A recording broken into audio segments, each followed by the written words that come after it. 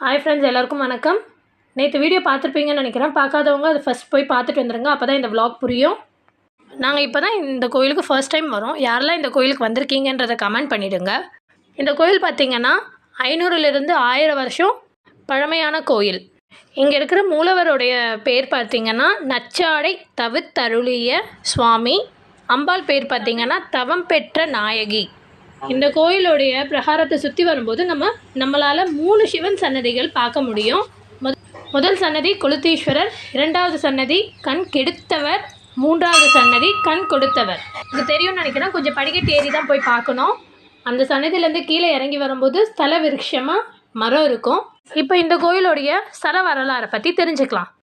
500லேருந்து 1000 வருஷத்துக்கு முன்னாடி இருந்த வீரபாண்டிய மன்னரும் விக்ரம சோழரும் சண்டையில் இருந்த காலம். அந்த சமயத்தில் சோழ மன்னனுக்கு தீய யோசனை உண்டாயிற்று. என்னன்னு பார்த்தீங்கன்னா, பாண்டிய மன்னன் அணியிற ஆடையில் நம்ம எப்படியாவது விஷத்தை பாய்க்கணும் அப்படின்ற மாதிரி யோசனை வந்தது. இதை செயல்படுத்த சோழ மன்னனுடைய சேவகன்கிட்ட அந்த நச்சாடை, அந்த ஆடையை பாண்டிய மன்னனுக்கு பரிசாக அளிக்குமாறு கேட்டுக்கொண்டான். அந்த காலத்திலேயே பாண்டிய மன்னன் மிகப்பெரிய சிவபக்தர் ஆவார்.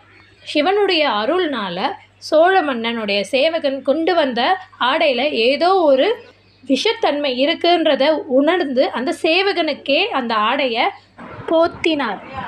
உடனே அந்த சேவகன் எரிந்து அதே இடத்தில் சாம்பலாக மாறினார். இந்த நிகழ்வுக்கு பிறகு தன் உயிரை காப்பாற்றிய சிவபெருமானுக்காக தேவதானம்ன்ற இடத்துல நச்சாடை தவித்தருளிய பாண்டிய மன்னன் கோயில் எழுப்பினார். இந்த சமயத்தில் சோழ மன்னனுடைய பார்வை இழந்தது. இதற்கு காரணம் சிவபெருமான் அவர் மீது கொண்ட கோபத்தினால்.